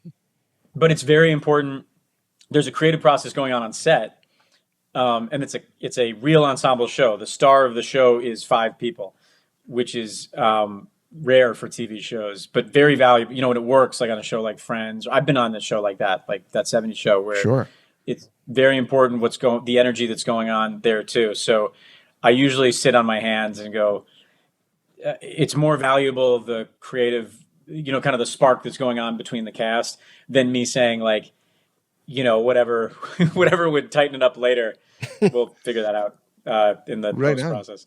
Congratulations, Home Economics, coming back next week on the 21st on ABC. Thank you. Well, that's not what's important, guys. It's not just that we're premiering next week. It's that and this was a lot of work to get to do. We go to Disneyland in the premiere, and we shoot most of it at Galaxy's Edge. And oh no, we have a lightsaber duel in it. Like it's Chewbacca's in it, and R2, and when they take R2 out of the box, you guys, it's really something. You're the people I'm talking to that would love it the most.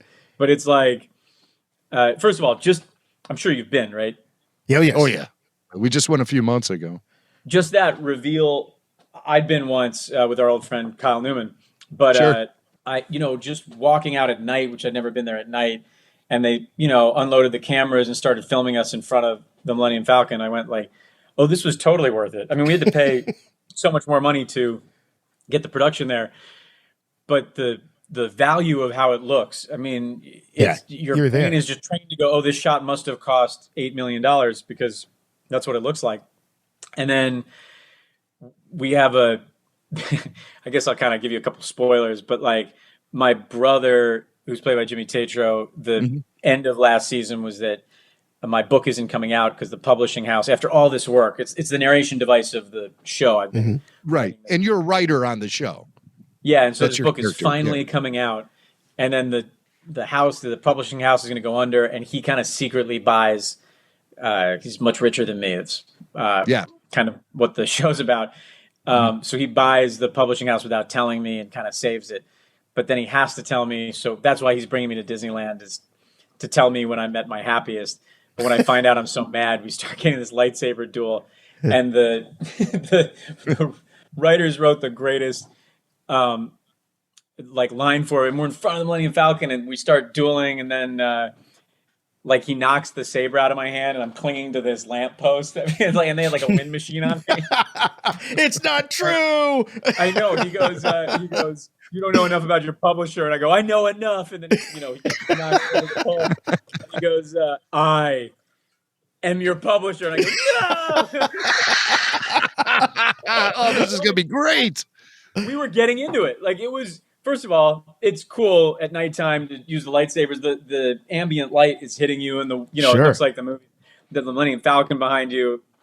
And then they brought out R2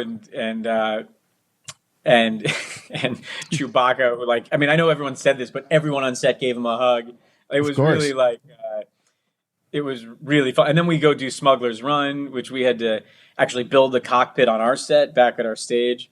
And that was another experience. No kidding. So so in the episode, they'll show the characters doing the Smuggler's Run, but you had to do some of that back. We actually did I hope this doesn't take away the joy of watching it. I don't think so. Because even the cast just watched it and were like, it's tough to shoot because you have to shoot between 1 a.m. and 7 a.m. That's the time at which no one's on these rides. So it's really like you're wiped. But in order to shoot it, we shot in the Falcon part that's the waiting room that has the chessboard and stuff. Right. And again, the production value is just insane. Yeah. And then we shot half the scene. The scene that's facing us is in a cockpit we built on our set back home. But then when you turn around and it's showing the ride, we kind of doubled it. We shot it in 2 places. Oh, I see. Okay. And what role did you play when you were on Smuggler's Run? Yeah, were you the pilot? Well, there's 2 pilots, right? There's like an up and down and a left and right. Right. Yeah. I was left, right. No, I'm sorry. I think I'm up, down. I don't know. It was such a blast. I mean, we had to do it. We had to do it like, 20 times. Oh, how did you handle that 20 times in a row? Oh, it's a set, though. It's a set. I'm the set, though, right? No, you really Disneyland did. You said you really did do the ride like 20 times, right? Oh, yeah. We did the Incredicoaster. That was the one where, because it goes upside down, where Jimmy turned to me, he's like only 30, and we were so, like the first time we were psyched, the second time we were psyched, like the 5th time, he goes, this is starting to feel like work.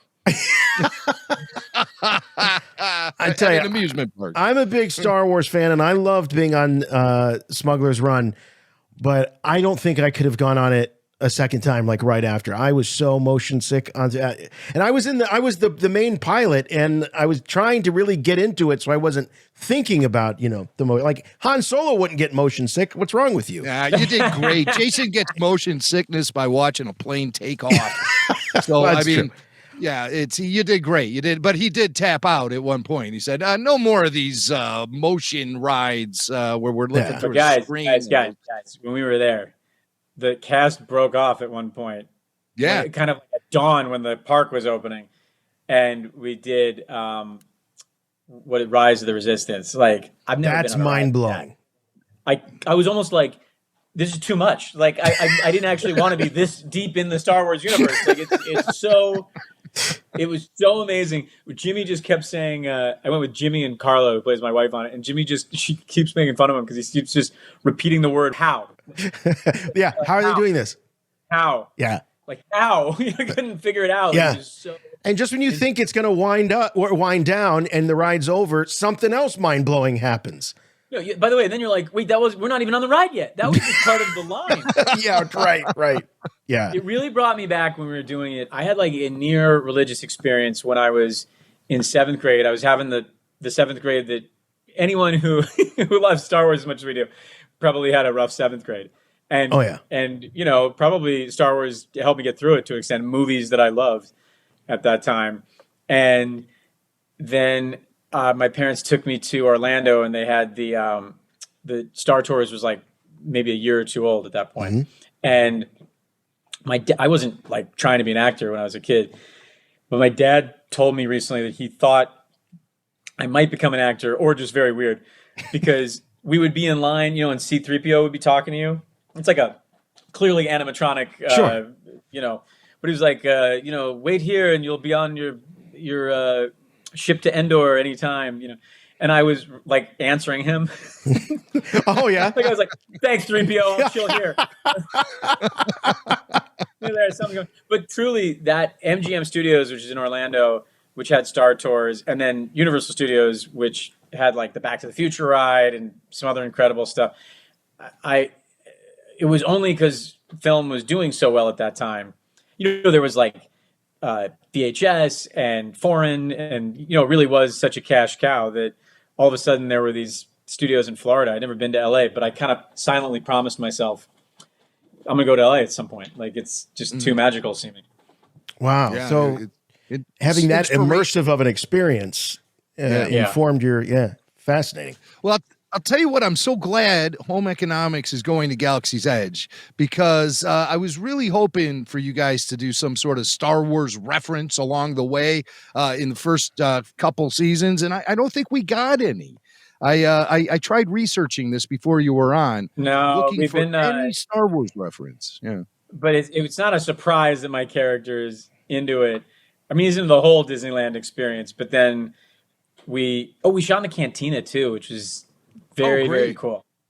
And they brought out, like, I think the food there is great. Like, I know it's all supposed to be like weird, but I actually thought it was delicious. And that was like our midnight snack because we were shooting so late at night. But we had a few drinks there. No, we shared a few drinks.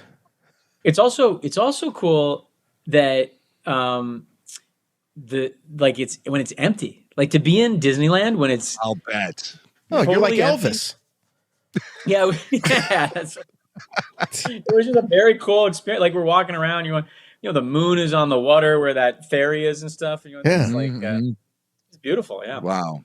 Wonderful. Wonderful. Well, like I said, I'm glad that the references are there. We did review a bunch of your greatest Star Wars moments on that 70s show before we had you on. And we have a brief clip of what is voted on our favorite Star Wars moment from that 70s. So, it's a brief clip. We're going to play it now, and we can discuss afterwards. Jedi Knight. Jedi dumbass. Great. Kurtwood Smith. I just went and did one episode because I have a day job, but I did the first episode of that 90s show, which is going to be on Netflix. Wow, I was going to ask if you're going to be involved. And, in that episode, it's like Ashton, Mila, and Laura, and Kurtwood, who you just heard in that clip, and Deborah Jo, and a great group of new kids who are fantastic, who are, what the show's really about.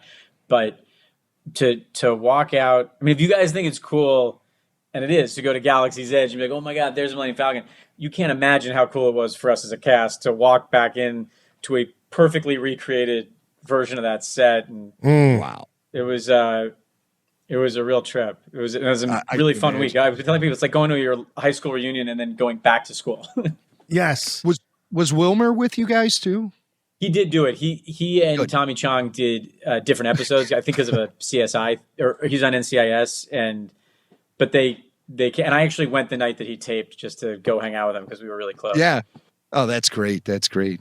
And of course, you've worked with Tommy Chong on that 70s show. You worked with Cheech Marin on Home Economics. Yeah, we just did a flashback on Home Economics to 2009, which doesn't seem like that long ago to me, but Jimmy, who's much younger than me, was like, "Oh man, this is when I was in 8th grade," and I was like, "Oh, screw you."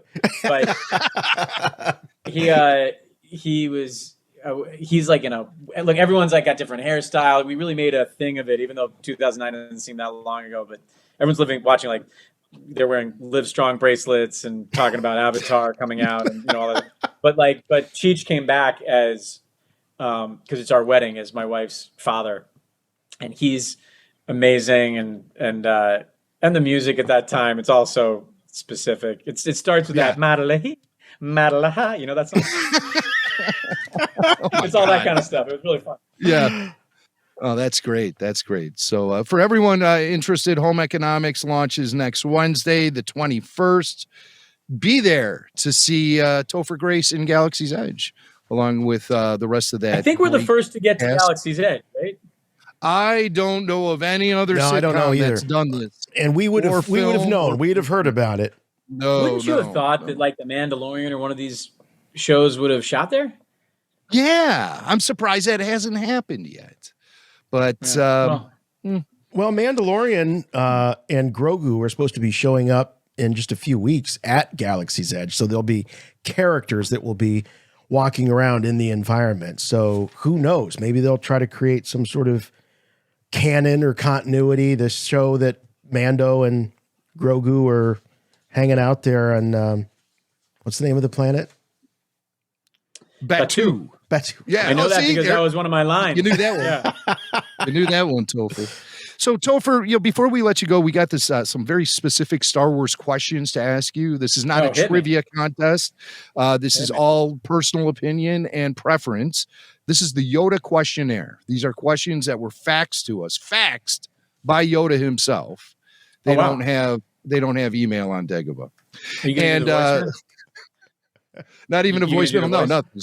It's do the voice. No, we don't. He's given us specific instructions not to use his voice because he thinks we're mocking him.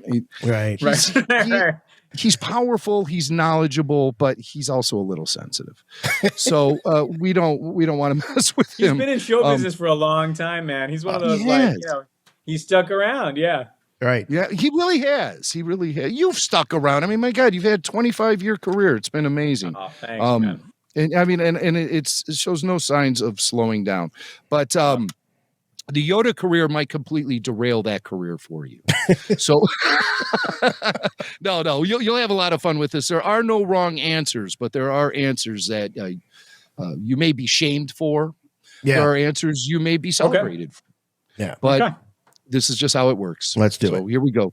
The Yoda Questionnaire.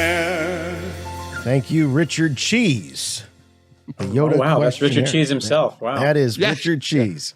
That's a big chunk of cheese right there. As Jimmy said, there are no wrong answers, but there are some answers that are more right than others. Yes. Okay. Yes, that's a good way of putting it. Yes. I'm not going to answer for you guys or for the fan base. I'm going to answer for one person, okay? Yes. That's it. One person, me. He's the Han Solo of the Yoda Questionnaire. Let's do it. All right. Topher Grace, what or who? So we're going to be inclusive here. What or who is your favorite Star Wars character? Oh, man, you're starting off tough. That's what we do. I mean, should I go with a lead character or like a small character? Oh, no. Any character you want. No lifelines here. This is all from you. Okay, let me tell you something. I know Empire is supposed to be better than A New Hope. I know, whatever. I'm supposed to like Han Solo more than Luke. And I get it. As I got older, I understand what everyone's talking about. But I like Luke Skywalker and I like A New Hope. Okay? Yeah. No, there's nothing wrong with that. And don't anyone who says they liked Han Solo more, you go, yeah, but like when you were 5, really? Right. Oh, I know. There's a lot of retconning their Star Wars fandom. I always liked Han. In my 40s, I'm like, yeah, maybe this kid's a little on the whiny side or whatever. But like, no, he was us when we were kids. If you're thinking about when you're younger, you're thinking about swinging across, that piece of rope he throws up, swinging across that bridge.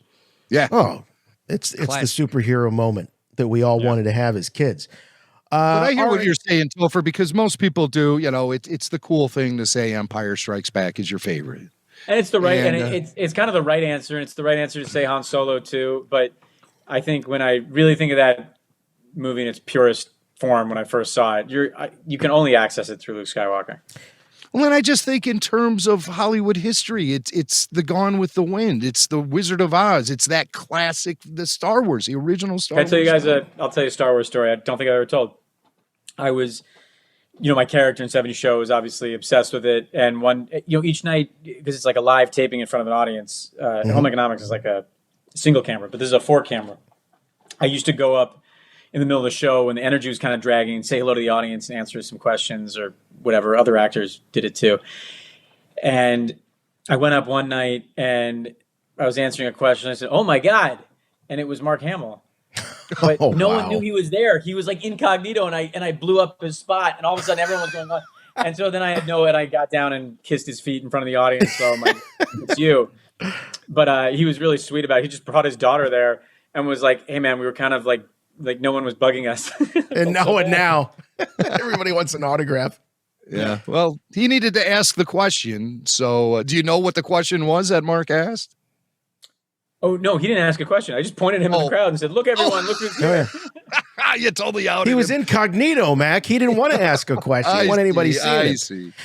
All right, so that was a trip to the light side. We're going to go on a journey over to the dark side. Who or what is your least favorite Star Wars character? I think some of the stuff that went down with that band in Jabba's palace in the re-release. The Joe Yowza who's the guy where you edit. see the thing in the back of his throat? Yeah. The epiglottis is dropping down. I'm not sure if that whatever was it in is. the language of the rest of that movie. I don't know. Yeah. Okay, Joe. I got to say, Topher, this is the first Joe Yowza we have ever had on the It's Yoda not Joe's Questionnaire. fault. It felt like it was a little bit out of character the rest of the film. I don't know. Yeah, it was a little cartoony. Jar Jar, right? I don't know. Yeah. Well, Jar Jar's a popular answer on this one. What is your favorite Star Wars line? Is there a line of dialogue that just every time you hear it, you go, it's a great line? You know, it's funny talking to you guys and thinking about it.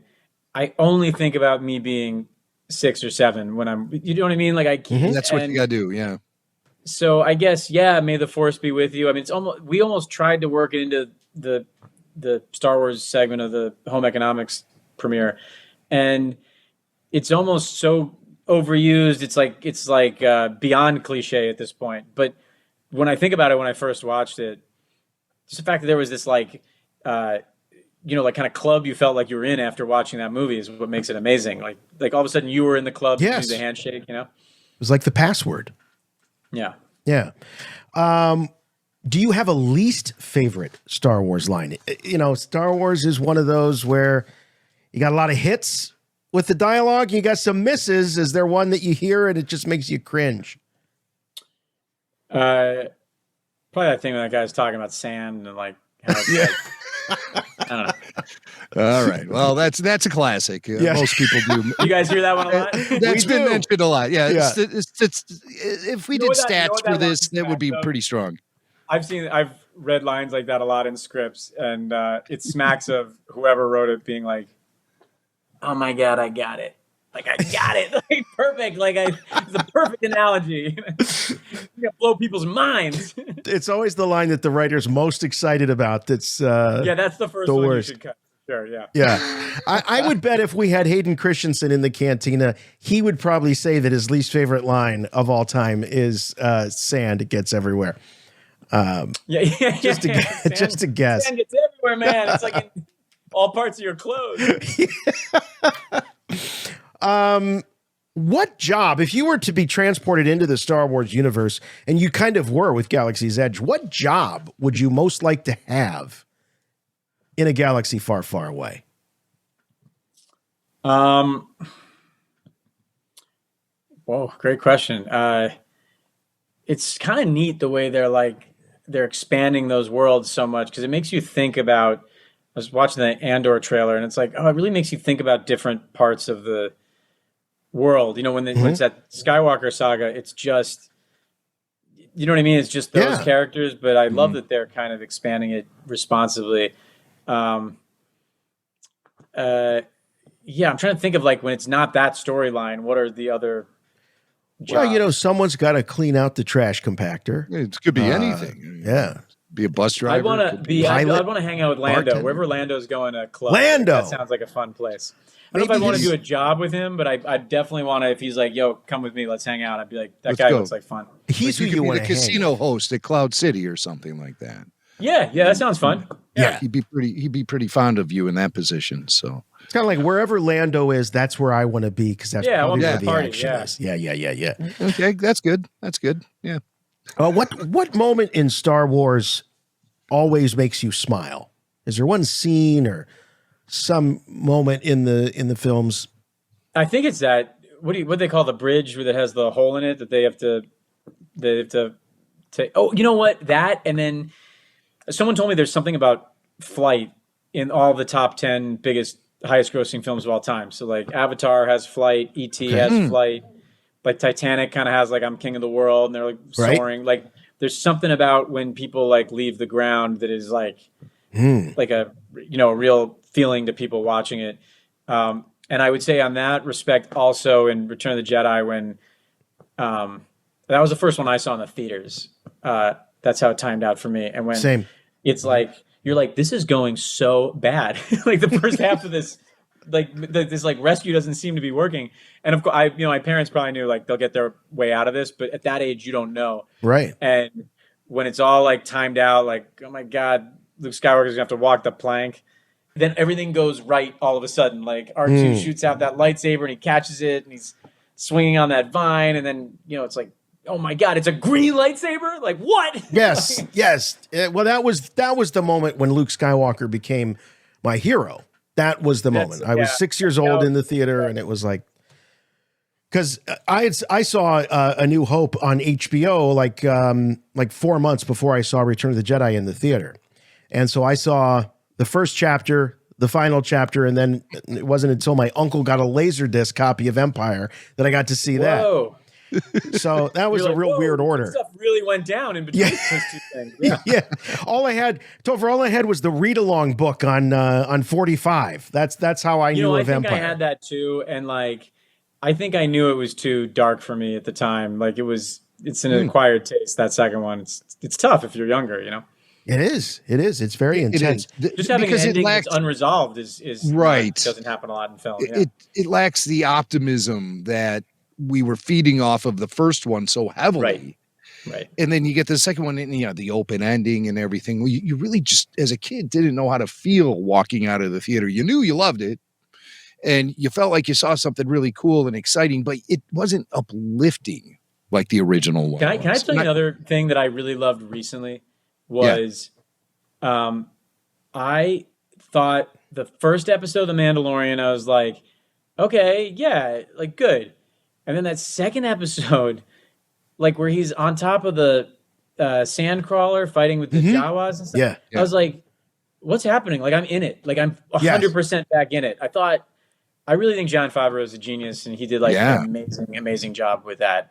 I really, and I was older now, but to get me back in it on like the level I was when I was a kid, I thought was really genius. And to be able to do it you just brought up, that moment when in Jedi, when Luke, jumps off the plank and then everything turns around. In some ways, it was like that attack of Mando on the sandcrawler was like when I became a full-on fan of that character and really cared about him. He became Star Wars to me. So it's kind of a similar moment. There were a couple, actually. I really like that show. There were a couple of moments where when they're escaping from that prison or something in the second season. With Bill Burr and You're also like, just show me what are the specs on the budget of this show? Like it's like wow. Not as big as the Lord of the Rings budget, I'll tell you that. Yeah, that's true. That's true. It's amazing the magic that they make. What Star Wars moment always makes you sad? Is there one? Does a little tear ever well up in Topher's eye? Is there a sad Star Wars moment for you? Probably like 10 minutes after Phantom Menace ended. And I was like, wait a second. What did I just see? What? Yeah, what was that? Like, wait, what? Like, I was really caught up when I was watching it, but then I remember I brought the two writers who wrote the episode that you just quoted on your show. I brought them to the premiere, and we were like really psyched, and like it was a tough one. Yeah. Yeah, that was an interesting night for a lot of Star Wars fans. Yeah, it sure was. All right, we have one last question here. If there was another Star Wars movie to be made and you were cast in it and George Lucas came back as director, what would you like to hear George say to you after he yells cut on your final scene? Wait, so now I've done the whole movie with him. Whole movie. It's a wrap. Yeah. Wrap. What words would you like to hear George say? Topher, come over here. And then he just whispers in my ear, I'm going to give you, 10% gross profit participation. Wow. It's all about the Benjamins. It's all about the money. Sets you up. Topher, I know you're a parent and your daughter's still pretty young, but has she shown any sort of interest in Star Wars at all? She doesn't. We're going, at first we were going no screens, and now we're going very few screens. Yeah. Especially because we have a second. We actually have a third on the way, too. So congratulations. Can't go zero screens with that many kids. But no, you can't. We haven't introduced it, and I'm really excited to show all of them.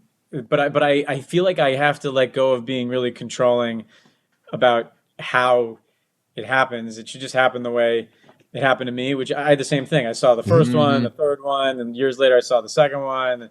it didn't diminish it for me. And I'm going to try to chill out if none of them are into it and they all like Harry Potter, which is what their mom likes. Well, there's room for both, I think. And I agree. I do think if you guys had to start with one now, because I feel like maybe starting with A New Hope is like is slow, maybe. Yeah. Mm-hmm. How would you enter? What would be your way you would have someone enter it? Well, I mean, there's so many different ways now because you also have animated shows, you have the streaming show.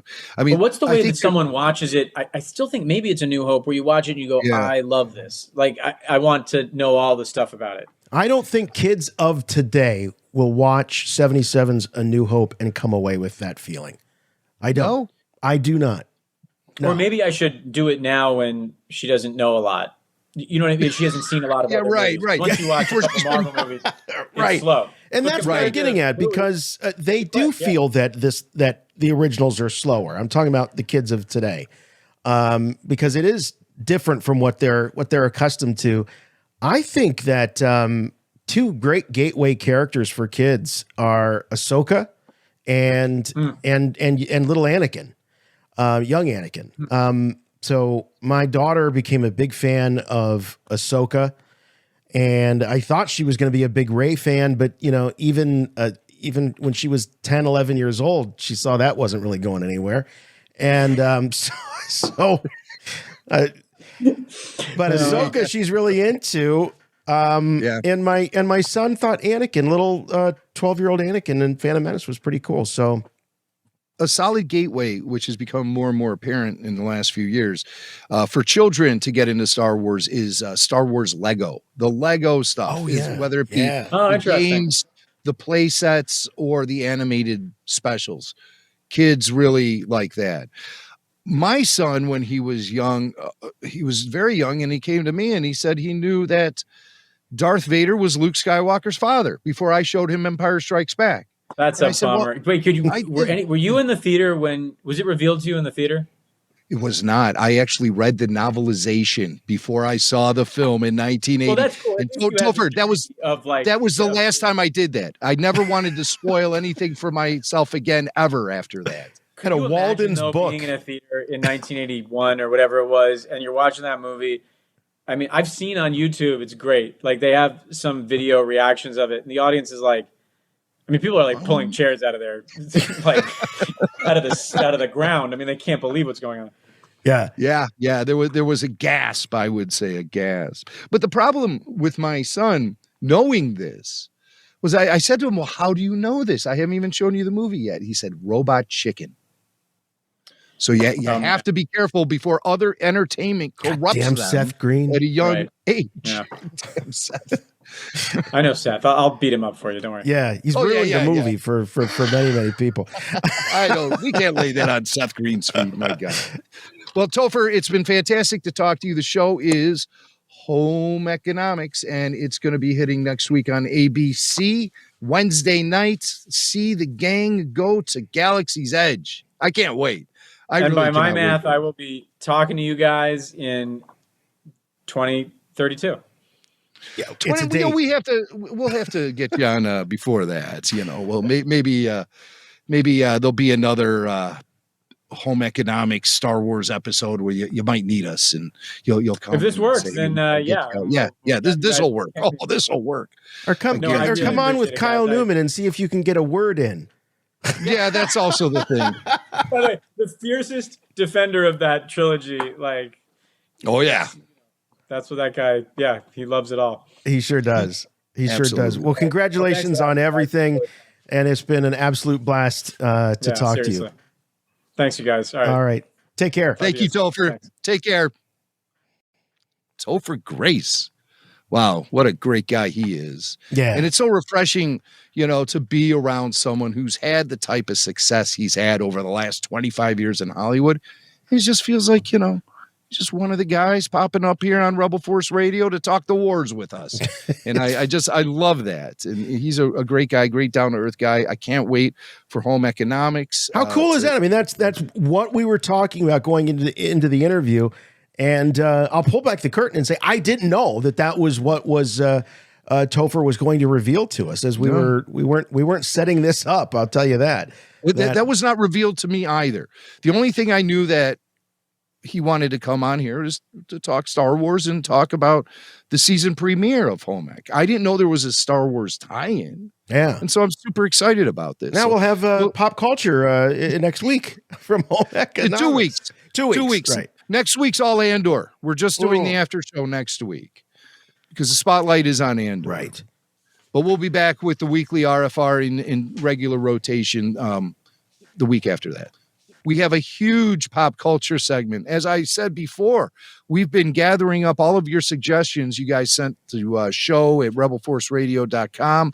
And there's been some really great pop culture references over the last few weeks. Something from Loot, a show called Loot with Maya Randolph. That we got Superman animated series, Reservation Dogs, so many shows. The Orville. Well, Seth MacFarlane, he's a big Star Wars fan. Yeah, he's ripping off Star Trek and placing Star Wars references into his Star Trek ripoff. But I don't say that to crap on the Orville. I think the Orville is the best damn Star Trek show I've seen in the last 20 years. I've heard so many people saying it's the best Star Trek show that isn't Star Trek, but it is. Yeah. It has more in common with the Next Generation than anything coming out of Paramount these days, and Star Trek, Picard, Star Trek franchise. Yeah, Picard is nothing like the Next Generation. Now, I have heard good things about Strange New World, so I am going to check that out. And that's I've heard good things Pike about that and too. Spock and all of that. Yeah. And there was an appearance by a young Kirk on that series. Oh, yeah. Cool. So, well, yeah, we'll have to check that one out. But to me, it's Star Wars first, and I'll definitely be watching Home Economics before I put on any damn Star Trek show. I'll tell you that right now. Chewie, get us out of here! All right, that's going to wrap things up for us this week on Rebel Force Radio. As Jimmy Mack said, we'll be back next week with the Andor After Show. We'll be live, and we'll be taking your phone calls as that big premiere of those first 3 episodes. Need I say spoiler alert? Yeah, we're not going to... I don't know. If you're new to these after shows, don't be writing nasty emails saying you spoiled the whole... That's what we're doing. We're going to be talking about it from top to bottom. Big thanks, of course, to Topher Grace for joining us in the cantina. Make sure you check out Home Economics. That premiere is when, Jim? 2 weeks? No, that's next week. Next week. 21st. Yes. Wednesday the 21st on ABC. Look at it right on top of Andor. Well, I have to get in line. I'll tell you. Anyway. Yeah, we'll be doing the Home Economics after show live first. Then we'll do the Andor show. Yeah, only if Topher comes back to do it. Only if Topher and the whole cast. Right. We're upping the ante. Well, make sure if you want more Rebel Force Radio in your life, you check us out over on Patreon. You can go to rebelforceradio.com and click on the Patreon banner, or just go over to the Patreon website and search for Rebel Force Radio. You'll find us there. And you can sign up. There's various membership levels, and there's certainly one that will fit your economic situation. And there's lots of great perks, including weekly full show video if you're an All Access member. So you're going to see the podcast that you're listening to right now, including Topher Grace. That's right. We had him on full video there. Looking fantastic. He's going to be one of those guys that doesn't age. I can tell. He doesn't age. No. It's like he's a dad already. That's crazy. And him saying that he saw Jedi in the theater first, I think he and I are about the same age. And yeah. He looks a lot younger than me. All right. But exclusive podcasts are at your fingertips there. These are things that you can't subscribe to on Apple Podcasts or your podcatcher of choice. No, this is RFR's Q&A. This is the Babu Friks. This is Clone Wars Declassified Remastered, the Filoni Files, Archive Highlights, and so much more. Those are exclusive to being a Patreon member. And as we are ramping up for a whole season of Andor after shows, keep in mind that when you are a Patreon member, you get to the head of the line of the call-in queue. So if you identify yourself to our call-in screener, Tyler Page, you say, hey, I'm also a Patreon. We got the whole list. We know who you are. We'll get you on, put you at the front of the line. And it really is truly one of the best communities of Star Wars fans that you'll find in the galaxy. Great group of people. Salt of the earth types. All those details again at patreon.com/Rebel Force Radio. We're also on YouTube. We put a lot of the highlights from the full show video. They make their way over onto YouTube. So go to youtube.com/Rebel Force Radio. In addition to those highlights, we've got all of the after shows. So if you want to know what our thoughts were on that episode of Mandalorian from season 1, the second episode on the attack on the Jawa Sandcrawler, you can pull it up. You can listen to our thoughts on that episode. All the episodes of Mandalorian seasons 1 and 2, plus Book of Boba Fett. And we just wrapped up Obi-Wan Kenobi. We've got Bad Batch season 1. Check it all out. That's all on YouTube. We would like to hear from you, so you can send us emails at show@rebelforceradio.com or the voicemail line 708-320-1RFR. That's 708-320-1737. Be like Jeff, you heard from earlier, and leave us a voicemail. We're on Facebook and Twitter and Instagram, so follow us on there. But above all, if you want to help us out at Rebel Force Radio, the best way to do that is just to keep listening to this show. Keep listening to this podcast and suggest it to your friends. That Star Wars fan that you talk to around the water cooler at the day job, tell them that you heard of Rebel Force Radio and you think they should too. We are streaming 24/7 all over the place on your favorite podcatcher like Apple Podcasts, iHeart, TuneIn, Spotify, Stitcher, Amazon, Audible, Pandora, Samsung, anywhere you can find podcasts. You'll find us right here at Rebel Force Radio, and you'll find us right here next week live for the Andor After Show, looking at the first 3 episodes. I think that's it. I think that's the show. We'll see you next time. For Rebel Force Radio, I'm Jason. And I'm Jimmy Mack. And remember, the Force will be with you, always.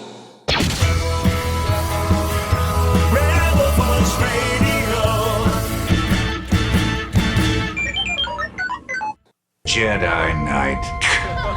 Jedi dumbass.